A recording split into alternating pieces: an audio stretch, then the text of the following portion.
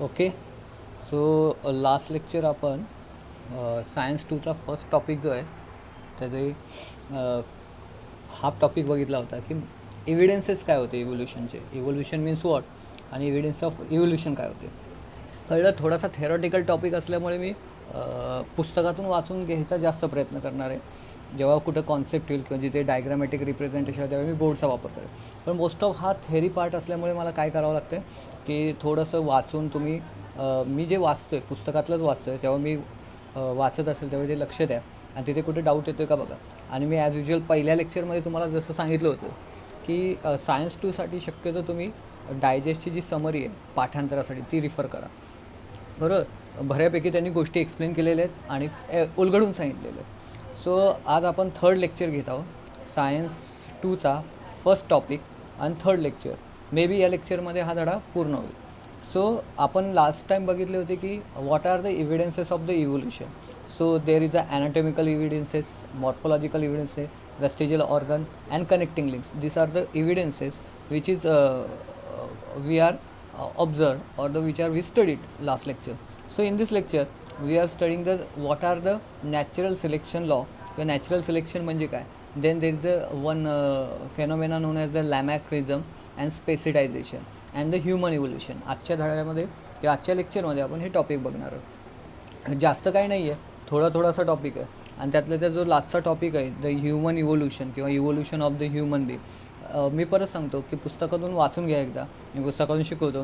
पण पाठांतर करताना डायजेस्टमध्ये चार्टच्या फॉर्मॅटमध्ये जो दिलेला आहे तसंच पाठ करा.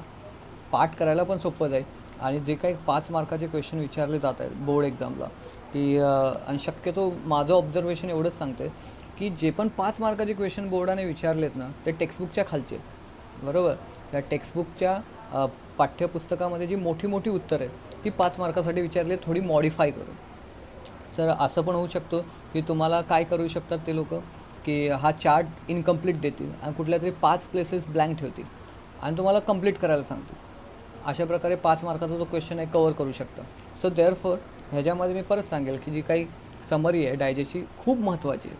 मी परत सांगतो की मी लास्ट इयरपासून ह्या समरीच्या मागे होतो की यावर्षी टार्गेट द्यायचे की नाही का डायजेस्ट द्यायचे. आता नोट्स तर खूप उशीर होईल क्लासमधून भेटूच तर हे करूच तर. त्यापेक्षा तुम्ही बेटर आहे की तुम्ही डायजेस्ट खरेदी करा. डायजेस्ट असेल तर कोणाचा रिफर करा. बरोबर. आणि त्या डायजेस्टमध्ये त्या समरी आहेत त्या पाठांतराला का. मी परत सांगतो आहे, मी खूप स्टडी करून तुम्हाला सांगतो आहे की एखाद वेळ तुम्ही धडा नाही वाचला तरी चालेल. फक्त एवढंच करायचं काम की समरी वाचत असताना ज्या डायग्राम दिल्या टेक्स्टबुकमध्ये, जर एखादा टॉपिक आहे आणि त्याची डायग्राम आहे पुस्तकामध्ये तर ती ऑब्झर्व करायची. कारण की काय करतात एक्झाममध्ये किंवा कधी कधी डायग्राम देतात आणि त्याच्यावरनं क्वेश्चन विचारले जातात. बस ह्याच्या व्यतिरिक्त काही नाही. म्हणजे तुमचा ऑलमोस्ट धडा पाठ केल्यासारखं आहे. जी समरी पाठ केली म्हणजे तुम्ही धडा पाठ केला आणि धडा पाठ केला म्हणजे तुम्ही पाठ करणे म्हणजे काय आपण समजून उमजूनच करणं. म्हणजे डायरेक्ट इनडायरेक्ट म्हणजे तुमचं धड्याचं वाचनच म्हणजे काय की तुमचे प्रश्नोत्तर अर्धे अधिक पाठ होणे. कळलं. सो परत सांगतो आहे. आता आज आपण बघूया Darwin theories of natural selection. मी तुम्हाला सांगितलेलं आहे की Darwin theory of natural selection काय की कुठले पण ऑर्गॅनिझम किंवा स्पीशीज जी असतात किंवा जे जीव असतात ते काय होतात रिप्रोड्यूस होतात. रिप्रोड्यूसमध्ये त्यांची संख्या वाढते. पण कुठले जीव किंवा कुठले जीव सस्टेन होतात किंवा जगतात की जे जगण्यासाठी फिट असतात आणि जे वीक असतात ते काय होतात पेरिश होतात. पेरिश म्हणजे नष्ट होतात.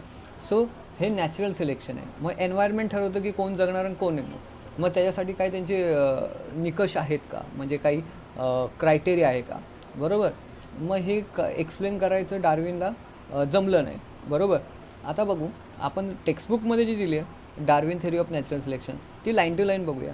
जसं लामार्किझम लाईन टू लाईन म्हणजे तुम्हाला कळेल. आणि हे इथून लाईन टू लाईन वेळल्यानंतर तुम्ही डायजेस्टच्या समरीमधून तुम्ही वाचून काढा, प्रॉपरली तुम्हाला समजेल. ठीक आहे. आणि मी परत सांगतो आहे please ask the question, ask the doubt. मला अजून कोणाचीही डाऊट आली नाही. एखादाच एक डाऊट आला होता बस. मला डाऊट येत नाही आहेत म्हणजे तुम्ही एकतर तुम्हाला शिकवलेलं इथून पूर्ण समजतं आहे नाही तर तुम्ही अजून अभ्यास चालू केलेला नाही. आणि एक लक्षात घ्या ही लॉकडाऊनचा जो वेळ आहे तो ऑगस्टपर्यंत असंच जाणार आहे. शाळा सुरू व्हायला तुमच्या ऑगस्ट उजाडणार आणि ऑगस्टनंतर सिलॅबस कंप्लिशन करणं आणि त्याचसोबत तेवढं पाठांतर करणं अवघड आहे. कळलं. मी तर म्हणून मी बोलतो आहे की तुम्ही आत्ता जे धडे घेत आहे आणि एक लक्षात घ्या क्वेश्चन बँक ठीक आहे. मी क्वेश्चन बँक आत्ता देण्याचे पण प्रॉब्लेम असे आहेत की तुम्ही लीक करता. बरोबर. त्यामुळे ते प्रॉपरली तेवढं देता येत नाही आहे. कळतं. सो प्लीज तुम्ही अभ्यासाला लागा. जेवढे धडे शिकवलेले आहेत ते तुमचे नीट पाठांतर झालेले पाहिजे, बरोबर. आणि त्यानंतर मी एखाद वेळ काय करेल, जर क्वेश्चन बँक देत नाही आहे ना, जर जेवढे मी धडे शिकवले, बरोबर, एक फक्त सेशन असं ठेवेल की त्याच्यामध्ये मी प्रत्येक धड्याचे काही महत्त्वाचे प्रश्न उत्तरं देऊ, की ॲटलिस्ट तेवढे तरी करा. टेक्स्टबुक खालचे कंपल्सरीच, टेक्स्टबुक खालचे करायचे म्हणजे करायचेच आहे. आणि मोठे प्रश्न तर मी आवर्जून सांगेल करा, कारण की 2 वर्षात मला एकच ट्रेंड दिसलेला आहे की बोर्डाने जे मोठे उत्तरं विचारले ते टेक्स्टबुक खालचेच विचारलेले आहेत, फक्त थोडंसं मॉडिफाय केलं आहे. मग पुस्तकाखाली जो मोठा प्रश्नाचं उत्तर आहे, ती डायग्राम आणि तो टॉपिक हमखास आवर्जून करायचा. 5 मार्काचा क्वेश्चन प्रोबॅबली त्याच्यातून पडत आहे, कळतं. So Darwin's theory of natural selection page number 7 आहे. मी वाचत जातो आणि एक्सप्लेन करत जातो. Charles Darwin had collected innumerable specimens of the plant and animal, and depending upon the observation of those specimens, he published the theory of natural selection, which are the preaches survival of fittest. For this purpose, Darwin had published a book titled Origin of Species. आता त्यांनी काय सांगितलं डार्विनने, आता ह्या लाईनींचा अर्थ सांगतो. डार्विनने खूप plants घेतले, ॲनिमल घेतले, त्यांचं ऑब्झर्वेशन केलं. ऑब्झर्वेशन केल्यानंतर त्याने एक सिद्धांत पाडला. नॅचरल सिलेक्शनसाठी एक सिद्धांत आहे आणि तिथे वर्ड पण आला आहे, तो सर्वायवल ऑफ फिटेस्ट, बरोबर. जेव्हा पण तुम्ही जर थेअरी ऑफ नॅचरल सिलेक्शन आलं तर सर्वायवल ऑफ फिटेस्ट हा वर्ड आलाच पाहिजे, बरोबर. जर नॅचरल सिलेक्शन लॉ लिहित आहे तुम्ही सर्वायवल ऑफ फिटेस्ट हा वर्ड तुमचा आला नाही, समजायचं तुमचं उत्तर इनकम्प्लीट आहे, कळलं. तो सर्वायवल ऑफ फिटेस्ट, मराठीमध्ये सर्वायवल ऑफ फिटेस्टला आपण बोलतो बळी तो कानपिळी, म्हणजे जो शक्तिशाली आहे तो राज्य करतो. मग इथे असा अर्थ असतो की सर्वायवल ऑफ फिटेस्ट म्हणजे काय, की जी स्पीशीज सर्वात शक्तिशाली असणार किंवा जी मजबूत असणार, जी टिकून राहणार किंवा जगण्यासाठी स्वतःमध्ये हवे ते बदल करणार, बरोबर, ती स्पीशीज सर्वाईव्ह करणार, म्हणजे ती पुढे जगणार, बरोबर. सो आणि त्यांनी हा जो सिद्धांत आहे सर्वायवल ऑफ फिटेस्टचा नॅचरल सिलेक्शनचा, त्यांनी कुठल्या पुस्तकात मांडला, ओरिजिन ऑफ स्पीशीज, बरोबर. ह्या पुस्तकाचं नाव लक्षात ठेवा, ऑब्जेक्टिव्हसाठी विचारलं जातं, कळलं. की डार्विनने नॅचरल सिलेक्शन लॉ, बरोबर, ह्याच्यामध्ये त्यांनी एक सिद्धांत मांडला, that is known as the survival of fittest. Survival of fittest म्हणजे काय, जी फिट आहे किंवा जी स्पीशीज काय म्हणतात जगू शकते आणि अकॉर्डिंग टू एन्व्हायरमेंट स्वतःमध्ये बदल करते, it is known as the fit species and that are the survival of fittest, कळलं. पुढे, while the explaining this concept, Darwin said that all organisms reproduce prolifically, all the organisms compete with each other in the life-threatening manner. In this competition, only those organisms sustain which show the modification essential for the winning the competition. त्यांनी काय सांगितलं, Darwin म्हणतो की प्रत्येक species ही reproduce करते, reproduce म्हणजे पुनरुत्पादन करते, प्रोलिफिकली मोठ्या संख्येने करते, बरोबर. पण आणि त्यांच्यामध्ये जगण्यामध्ये कॉम्पिटिशन होते. आता कॉम्पिटिशन कशी होते, की विदिन दॅट स्पीशीज आणि अदर स्पीशीजसोबत. विदिन दॅट स्पीशीज म्हणजे काय, की सेम प्रकारच्या प्राण्यांमध्ये पण कॉम्पिटिशन होते आणि प्लस त्यांच्या विरोधात असणारे दुसरे जे प्राणी त्यांच्यात पण कॉम्पिटिशन, प्राणी घ्या माणूस घ्या सगळ्यामध्ये कॉम्पिटिशन होते. उदाहरणार्थ तुम्हाला माहिती आहे की सुरुवातीला काही कुत्र्याचे 10-12 पिल्लं असतात, पण ती 10-12 पिल्लं पूर्ण जगत नाही, बरोबर. त्याच्यामधली काही मरतात, खाली 1-2 जे आहेत ते जगतात. सो कॉम्पिटिशन होते, बरोबर. जे त्यांच्यामध्ये स्वतःला बाजूच्या एन्व्हायरमेंटनुसार स्वतःमध्ये मॉडिफिकेशन करतात, बदल करतात, ती स्पीशीज जगते, बरोबर. ती स्पीशीज काय करते, जगते आणि बाकीच्या स्पीशीज काय होतात, मरतात, कळतं. सो मग त्यांनी काय सांगितलं, ह्या कॉम्पिटिशनमध्ये जी फिट स्पीशीज असणार किंवा सर्वायवल ऑफ फिटेस्ट, हेच तुम्ही काय करू शकतात, फिट जगू शकता.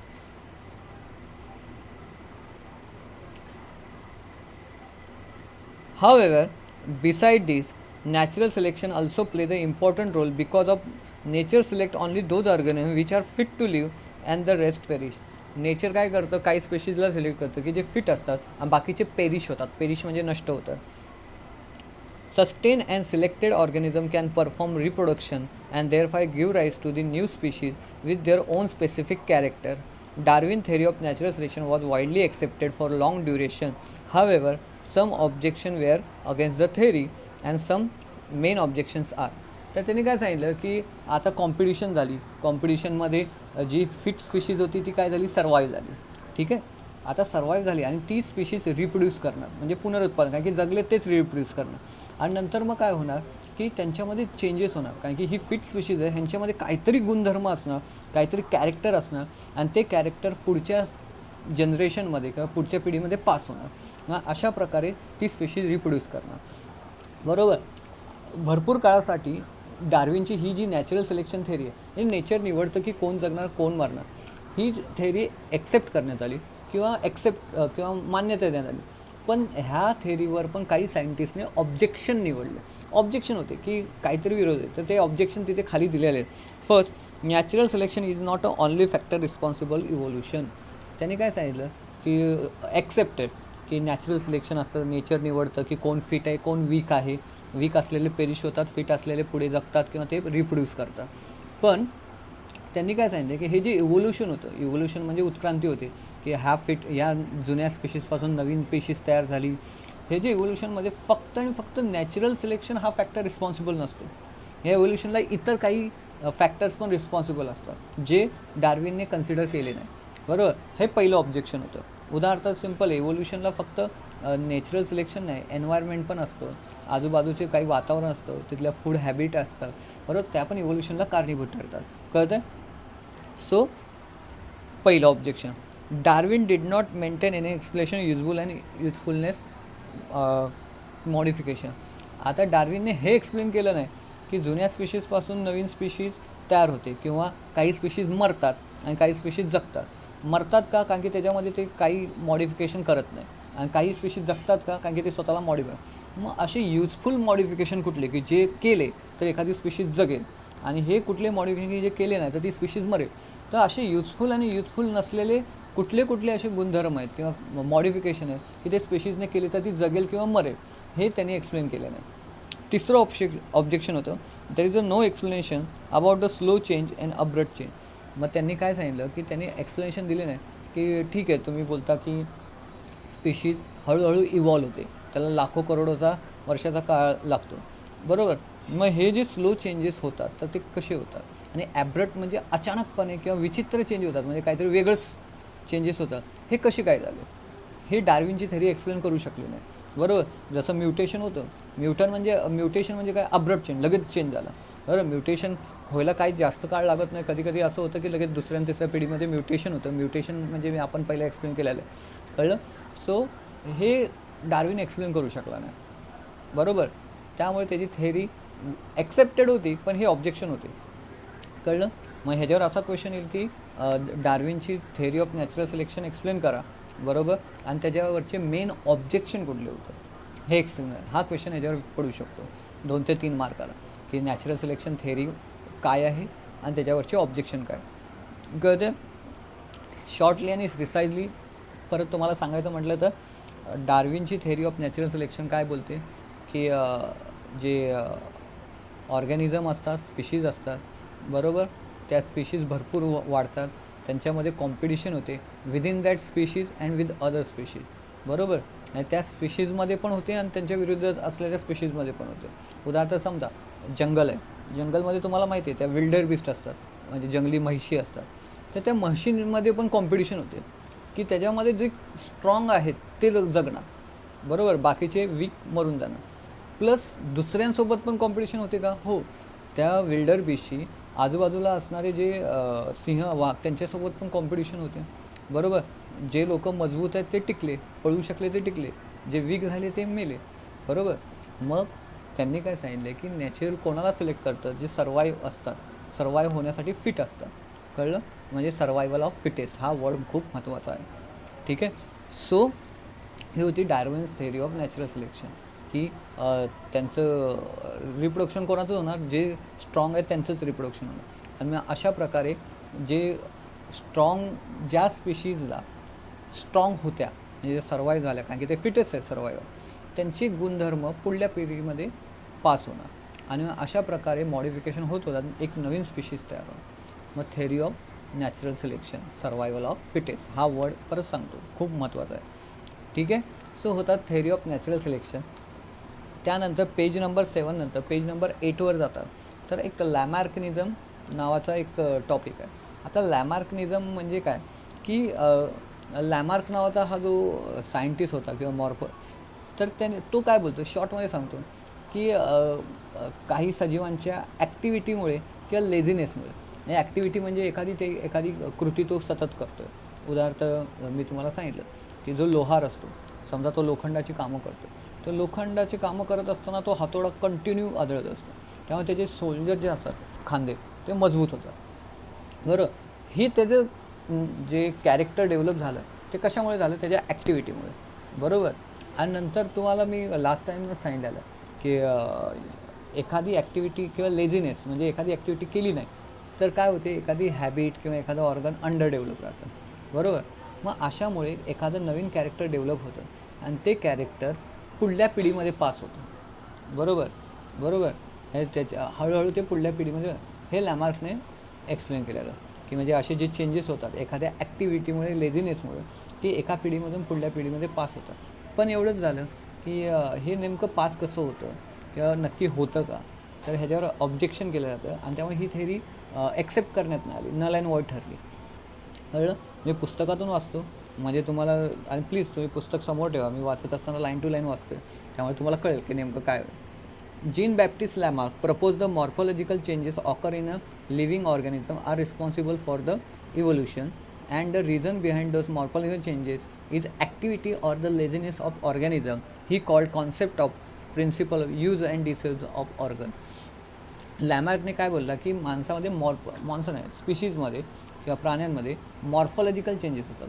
What is the morphology? आपण लास्ट लेक्चरमध्ये बोललो की मॉर्फॉलॉजिकल म्हणजे एक्सटर्नल स्ट्रक्चरमध्ये चेंज होणे. मॉर्फॉलॉजी म्हणजे काय? एक्सटर्नल स्ट्रक्चरमध्ये चेंज होणे.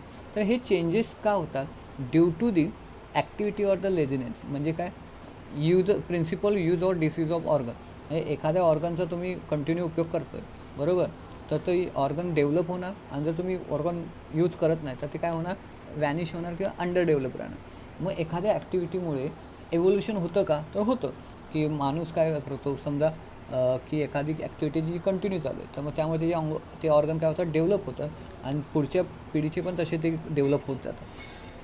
Further he said that neck of आता त्याची काही एक्झाम्पल त्याने एक्सप्लेन करायचा प्रयत्न केला की further he said that neck of the giraffe has become too long due to the browsing on a leave of the tall plant by extending their neck for the several generation.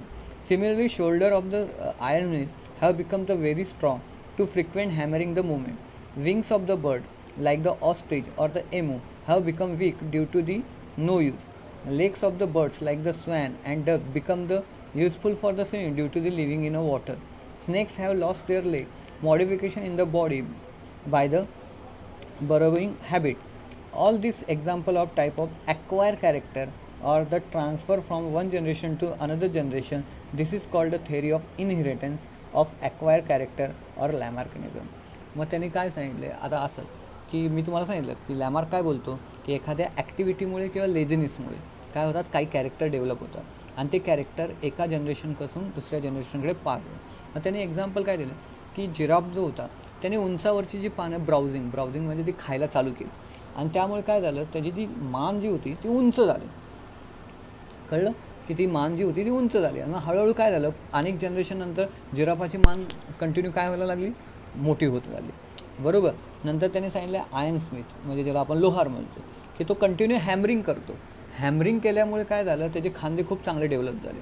आणि त्याने काय सांगितलं आहे की ammo किंवा ostrich, ज्याला आपण शहामृग म्हणतो, एमो नावाचा एक आहे, तसाच एक बर्ड आहे, की त्यांनी कधी काय केलं, विंगचा वापर, पंखांचा वापर बंद केला. त्यामुळे ऑस्ट्रिच, शहामृग आणि एमो हे बर्ड जरी असले तर ते उडत नाही. त्यानंतर स्नेकच्या बरोईंग हॅबिटमुळे, बरोईंग म्हणजे जमीन खोदण्याच्या हॅबिटमुळे किंवा जमिनीत खोदून राहण्याच्या ह्याच्यामुळे त्यांचे पाय जे आहेत ते निष्कामी झाले, कारण की तिकडे जायचं म्हटलं तर पाय हा अडथळा ठरत होता. म्हणजे काय, लेझिनेस. म्हणजे पहिले दोन एक्झाम्पल आहेत ॲक्टिव्हिटीचे, आणि दुसरे एक्झाम्पल जे दोन आहेत एमूज आणि ऑस्ट्रिच आणि सापाचं, ते लेझिनेसचं आहे, बरोबर. तर हे काय झाले, हे कॅरेक्टर त्यांचे डेव्हलप झाले. म्हणजे काय की जिराफाची मान मोठी झाली आणि पुढच्या जनरेशनमध्ये ते कॅरेक्टर पास झालं, बरोबर. तर एमू आणि ऑस्ट्रिचचं काय झालं की पंखाचा वापर बंद झाला, पुढच्या पिढींनी पण पंख तसंच वापर केला नाही, बरोबर. सापाचे पाय गायब झाले, ते आता पण कुठल्याही सापाला पाय नसतं. तर त्यांनी काय झाले, हे कॅरेक्टर त्या प्राण्यांनी ॲक्वायर केले म्हणजे मिळवलेत, बरोबर. बाय इनहेरिटन्स म्हणजे अनुवांशिकते, म्हणून त्याला या थेरीला नाव दिलं आहे a theory of inheritance of acquire character or Lamarckism. ह्यालाच लॅमार्किझम म्हटलेलं आहे. सो आता सिम्पल आहे की आता एक लॉजिकली आपण जरी विचार केला तर लॅमार्किझम काय बोलतो की एखादं कॅरेक्टर, समजा आता मी आहे, समजा मी स्वतःची स्किल डेव्हलप केली की मी माझी स्वतःची ब्रेनची पॉवर वाढवली अभ्यास करताना, बरोबर. म्हणजे हे कॅरेक्टर मी ॲक्वायर केलं, मिळवलं, बरोबर, माझ्या ॲक्टिव्हिटीमुळे की माझी ग्रास्पिंग. तर माझ्या पुढची जी पिढी येईल तिचं पण डोकं तेवढं डेव्हलप असेल हे सांगता येतं का? बरोबर, हे सांगता येत नाही. म्हणून ही थेरी एक्सेप्ट करणं जरा अवघड आहे.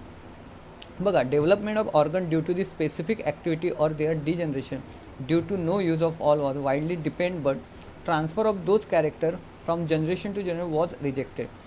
बरोबर, हे एक्सेप्ट करू शकतो की एखादी मी ॲक्टिव्हिटी केली किंवा एखादी लेझीनेस केला तर माझं एखादं ऑर्गन डेव्हलप आणि अंडर डेव्हलप होतं का? तर होऊ शकतं. आता उदाहरणार्थ मी माझ्या ब्रेनला ताण दिला आणि मी माझी पाठांतराची शक्ती वाढवली, तर माझं पाठांतराच्या शक्तीमुळे माझं ब्रेन डेव्हलप होईल का? होईल, ऑफकोर्स. पण हे कॅरेक्टर माझ्यापासून माझ्या पुढच्या पिढीला ट्रान्सफर होईल, बरोबर, हे सांगता येत नाही. सो त्यामुळे हे जो दुसरा पार्ट होता की हे कॅरेक्टर पुढच्या पिढीमध्ये ट्रान्सफर होता, हा रिजेक्ट करण्यात आला. ठीक आहे. Because of it had the verified many times that modification brought us are not transferred to the next generation and thereby Lamarckian theory was disproved. आणि हे त्यामुळे सिद्ध झालं की एखादी कॅरेक्टर आपण ॲक्वायर करतो, बरोबर, तर ते पुढच्या पिढीमध्ये पासच होतील असं सांगता येत नाही किंवा त्याला प्रूफ नाही.